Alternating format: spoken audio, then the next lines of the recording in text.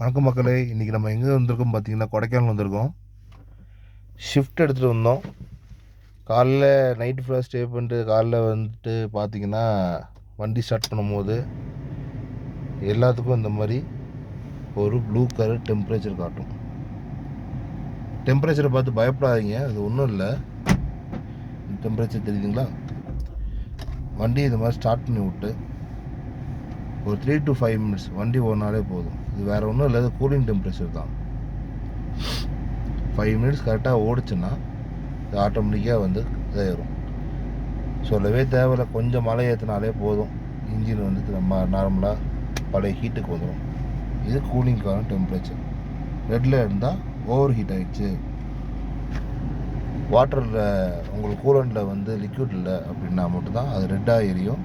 இது ப்ளூ தான், எதுக்கும் அதனால் பயப்பட வேணாம். வண்டி ஸ்டார்ட் ஆகிடுச்சாலே போதும். Okay, thanks.